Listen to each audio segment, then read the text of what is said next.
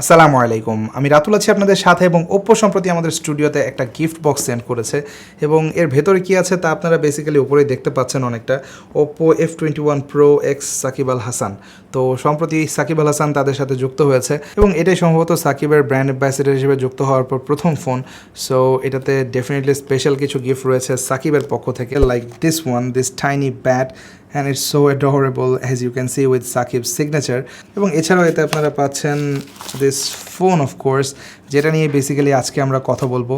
এবং এই ফোনটা কিন্তু বেশ অ্যামেজিং কিছু স্পেক্স অফার করছে, ইনক্লুডিং আ সেলফি ক্যামেরা যেটাতে সেন্সর হিসেবে থাকছে Sony IMX709, এছাড়াও 33 ওয়াটের charger, good looking design and most importantly এতে আপনারা ফার্স্ট টাইম পাচ্ছেন একটি microscope lens. And I am really excited for this one, কারণ আমি বেশ কিছু রেজাল্ট দেখেছি এবং এটা আমাকে বেশ খানিকটা কিউরিয়াস করেছে যেটা আসলে কতটা ইন্টারেস্টিং টু ইউজ। তো সেগুলো নিয়ে তো কথা হবেই, পাশাপাশি এই ফোনটা কতটা ভ্যালু ফর মানি হতে পারে আপনার জন্য সেটা নিয়েও ডিটেল আলোচনা করবো আজকের ভিডিওতে। তবে তার আগে যারা চ্যানেলটা এখনও সাবস্ক্রাইব করেনি তারা অবশ্যই সাবস্ক্রাইব করে পাশে থাকা বেল আইকনটা প্রেস করে রাখবেন। আসছি ইন্ট্রোর পর।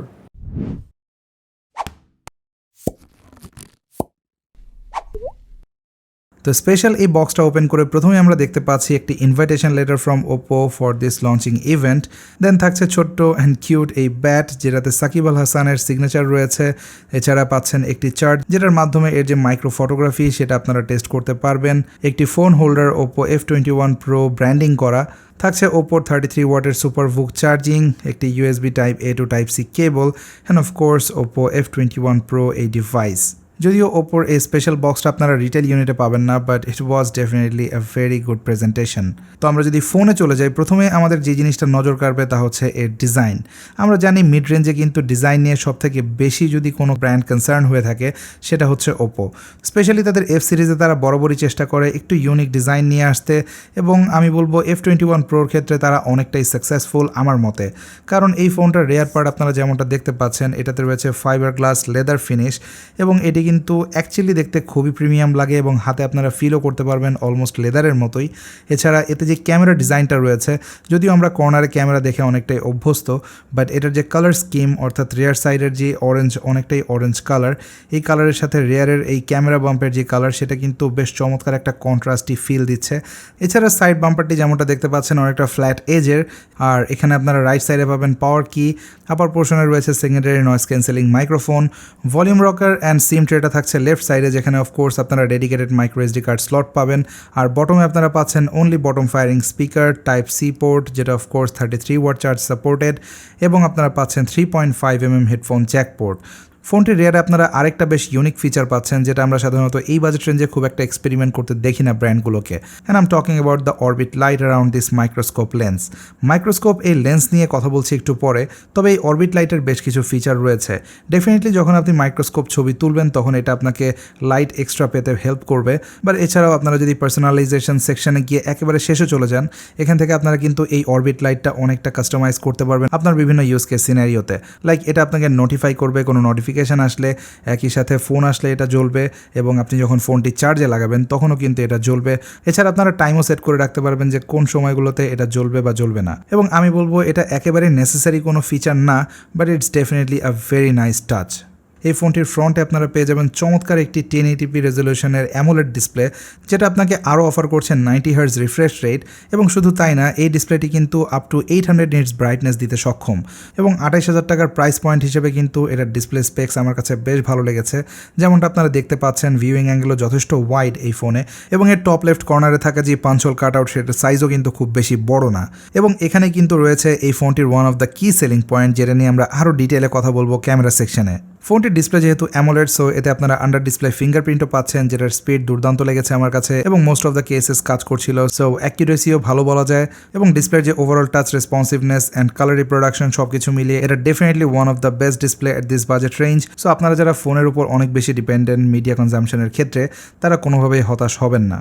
ফোনটির ক্যামেরা সেকশনে রয়েছে বেশ কিছু ইন্টারেস্টিং ফিচার্স এবং আমরা যদি শুরুতেই ফোনটির সব থেকে হাইলাইটেড একটা ফিচার বলি ক্যামেরা সেকশনে, সেটা হচ্ছে এতে থাকা ফ্রন্টের যে সেলফি সেন্সর অর্থাৎ Sony IMX709 সেন্সরটি ব্যবহার করা হয়েছে এর সেলফি ক্যামেরার ক্ষেত্রে, যেটা 32 মেগাপিক্সেলের। এবং এই সেন্সরটি দিয়ে কিন্তু আমি বিভিন্ন লাইটিং কন্ডিশনে ছবি তুলেছি, and it was definitely very well detailed, যেটা আমরা এক্সপেক্ট করতেই পারি এই সেন্সর থেকে। বাট এটার সব থেকে বড় যেই ট্রিক তা হচ্ছে HDR এবং স্মার্ট HDR, কিন্তু এটা হার্ডওয়্যার অ্যাক্সেলারেটেড, অর্থাৎ আপনারা মোস্ট অফ দ্য কেসেস খুবই অ্যাকুরেট এইচডিআর পাবেন। লাইক আপনারা যদি এই ছবিটাকে এক্সাম্পল হিসেবে দেখেন, আমি প্রথম ছবিটা তুলেছি এইচডিআর ছাড়া অর্থাৎ অফ করে, এবং দ্বিতীয়টা আমি তুলেছি এইচডিআর অন করে, এবং যেমনটা আপনারা দেখতে পাচ্ছেন দুটোর মধ্যে পার্থক্য। আমার যে ব্যাকগ্রাউন্ডে হাইলাইটেড এরিয়া সেটাতে কিন্তু প্রথমটাতে একেবারে ব্লোন আউট হয়ে গিয়েছে, কোনো রকম ডিটেল আমরা দেখতে পাচ্ছি না। অন্যদিকে আপনারা যদি দ্বিতীয় ছবিটাতে দেখেন, এটাতে কিন্তু ভেরি ওয়েল প্রিজার্ভ ডিটেল আমরা দেখতে পাচ্ছি হাইলাইট এরিয়াতে। সো এইচডিআর বেশ চমৎকারভাবে কাজ করে আপনারা যে কোনো সিনারিওতে থাকেন। আর ওভারঅল যে কালার রিপ্রোডাকশন সেটাও আমার কাছে বেশ ট্রু টু লাইফ লেগেছে, এবং বেশিরভাগ ক্ষেত্রে হোয়াইট ব্যালেন্সও ভালো থাকে। সো বলা যায় যে এই 28,000 টাকা বাজেট রেঞ্জে ডেফিনেটলি এটা by far the best selfie camera phone on the market. But what about the rear camera performance? Well, সত্যি বলতে রিয়ার ক্যামেরা পারফরমেন্সও আমার কাছে মডারেট লেগেছে। স্পেশালি ডে লাইটে আপনারা ভালো এইচডিআর পাবেন রিয়ারের যে 64 মেগাপিক্সেলের প্রাইমারি ক্যামেরা সেটা দিয়ে। যদিও কিছু ক্ষেত্রে কালার আমার কাছে একটু বেশি পাঞ্চি মনে হয়েছে বা ওভার স্যাচুরেট করে ফেলে, বাট এটা ডেফিনেটলি দেখতে কিন্তু বেশ ভালোই লাগে। স্পেশালি আপনি যদি একেবারে সোশ্যাল মিডিয়া রেডি ফটো চান, সেক্ষেত্রে এটা রিয়ার ফটো আপনার খুবই ভালো লাগবে। ইভেন পোর্ট্রেট মোডের এজ ডিটেকশনও যথেষ্ট ভালো ছিল এবং স্কিন টোনও ভালো পেয়েছি আমি। সো বলা যায় এর প্রাইমারি ক্যামেরা দিয়ে আপনারা ডে লাইটে বেটার দেন অ্যাভারেজ ছবি পাবেন। এবং রিয়ার ক্যামেরাতেও কিন্তু চমৎকার একটা ট্রিক রয়েছে, যেটা আমি একটু আগে বলছিলাম, অর্থাৎ অরবিট লাইট এক্সপ্লেইন করার সময়। এটাতে কিন্তু আপনারা মাইক্রোস্কোপ লেন্স পাচ্ছেন, যেটা আমি ফার্স্ট টাইম এই মিড রেঞ্জের কোনো ফোনে দেখেছি।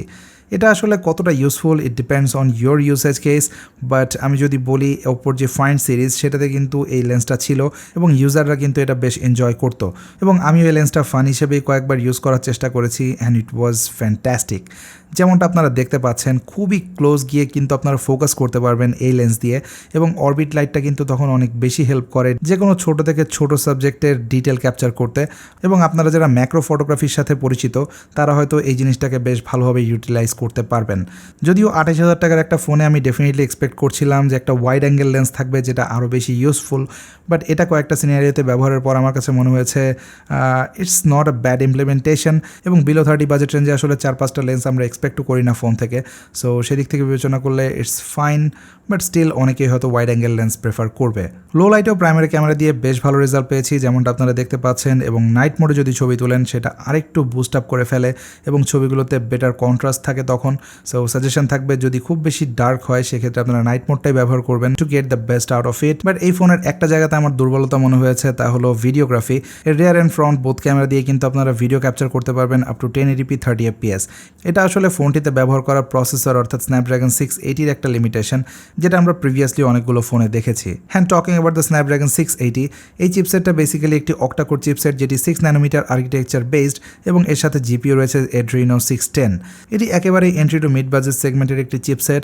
আর ফোনটি 28,000 টাকায় আপনারা যে ভেরিয়েন্টটা পাচ্ছেন সেটি হলো 128 গিগাবাইটের ভেরিয়েন্ট। যদিও এর সাথে র্যাম কিন্তু আপনারা চাইলে এক্সটেন্ড করতে পারবেন, অর্থাৎ স্টোরেজকে র্যাম হিসাবে ব্যবহার করতে পারবেন আপ টু 5 গিগাবাইট। এবং এক্সপিরিয়েন্সের কথা যদি বলি, ফোনটি আপনারা ডে টু ডে লাইফে ইউজ করে খুব বেশি ল্যাগ বা হিকাপস লক্ষ্য করবেন না। আর এতে যে ColorOS 12.1 out of the box আসে অন টপ অফ Android 12, এটাও যথেষ্ট অপটিমাইজড মনে হয়েছে আমার কাছে। সো এটা কিন্তু খুব বেশি ল্যাগ বা হিকাপস আপনাকে একেবারেই দেবে না ডে টু ডে লাইফে, স্পেশালি আপনি যদি মডারেট ইউজার হয়ে থাকেন। এবং যেহেতু 8 গিগাবাইট র্যাম রয়েছে, সো মাল্টিটাস্কিংয়েও খুব বেশি মেজর কোনো ইস্যুজ আমি দেখিনি। আর যারা গেমিং পারফরমেন্স কেমন সেটা নিয়ে ভাবছেন, তাদের জন্য আমি PUBG নিউ স্টেট খেলেছি ফোনটাতে, এবং এটাতে মোটামুটি কনসিস্টেন্ট পারফরমেন্স ছিল ডিফল্ট সেটিংয়ে, অর্থাৎ যেই ফ্রেম রেট দিচ্ছিল সেটা মোটামুটি কনসিস্টেন্ট ছিল। অ্যাকশন সিনে কিছুটা ল্যাগ বা ফ্রেম ড্রপ আমরা লক্ষ্য করি, বাট সেটা কোনোভাবে আনপ্লেয়েবল বলা যায় না। তবে প্রশ্নটা হচ্ছে 28,000 টাকায় এই চিপসেটটা কতটা সামঞ্জস্যপূর্ণ বা ওয়ার্দি কিনা। ওয়েল, এখানে যদি অনেস্টলি বলি তাহলে 700 সিরিজের প্রসেসর আমি দেখলে আরও বেশি খুশি হতাম ফোনটাতে, কারণ যারা গেমার রয়েছে তারা অবশ্যই সেগুলোর বেনিফিট আরও বেশি পেত। তবে মডারেট ইউজার যারা রয়েছে তারা কিন্তু খুব বেশি সমস্যায় পড়বে না এর পারফরমেন্সে, অর্থাৎ এটা মোটামুটি চালিয়ে নেওয়ার মতো পারফরমেন্স। বাট এগেইন ডেডিকেটেড গেমারদের জন্য ডেফিনেটলি এই ফোনটা সাজেস্টেড থাকবে না। ওপোর এই F21 Proতে আপনারা পাচ্ছেন 4500 mAh ব্যাটারি, এবং ফোনটির বক্সে আসে যে 33 ওয়াটের চার্জার, সেটা দিয়ে ফোনটি ফুল চার্জ করতে 1 ঘন্টার একটু বেশি সময় লাগে। আর ব্যাটারি লাইফ নিয়ে যদি বলি, ফোনটির ব্যাটারি লাইফ স্যাটিসফ্যাক্টরি বলবো আমি, কারণ এতে থাকা যে প্রসেসর সেটি 6 ন্যানোমিটারের হওয়াতে বেশ এফিশিয়েন্ট। আর ওপোর যে ColorOS সেটাও যথেষ্ট অপটিমাইজ মনে হয়েছে। তো সব মিলিয়ে আপনি বেশ ভালো একটা ব্যাটারি লাইফ পাবেন যদি হেভি ইউজও করেন। ইজিলি 7-8 ঘন্টার মতো স্ক্রিন অন টাইম দেয় ডিসপাইট বিং 4000 3500 mAh ব্যাটারি। তো সব মিলিয়ে Oppo F21 Pro ডিভাইসটা কেমন বা এটা ভ্যালু ফর মানি কিনা বা আমি এটা রিকমেন্ড করবো কিনা। ওয়েল সত্যি বলতে ফোনটির প্রাইস যদি আরও 2000 টাকা কম হতো তাহলে অনেক বেশি রিকমেন্ডেড থাকতো আমার পক্ষ থেকে। স্টিল আমি বলবো এটা আপনার উপর ডিপেন্ড করে যে আপনার প্রয়োজনটা কীরকম। আপনি যদি একেবারে ডিজাইন সেন্ট্রিক কোনো ফোন চান with a better camera performance, specifically better selfie camera, তাহলে আপনাকে ফোনটা ডেফিনেটলি অনেক বেশি স্যাটিসফাই করবে। বাট আপনি যদি হার্ডকোর গেমার হয়ে থাকেন তাহলে হয়তো আমি বলবো এর থেকে বেটার অপশন মার্কেটে রয়েছে। তো গাইজ এই ছিল Oppo F21 Pro ডিভাইসটা নিয়ে বিস্তারিত। আশা করি ভিডিওটা আপনাদেরকে হেল্প করবে ডিসিশন মেকিংয়ে যে ফোনটা আপনার জন্য কতটা ভ্যালু ফর মানি হবে বা হবে না। আপনি যদি এমনটা মনে করে থাকেন তাহলে please hit the like button and also subscribe to my channel if you haven't yet. আর আমি খুব শীঘ্রই হাজির হয়ে যাব নতুন কোনো ভিডিওতে। সে পর্যন্ত সবাই অনেক অনেক ভালো থাকবেন, সুস্থ থাকবেন। আল্লাহ হাফেজ।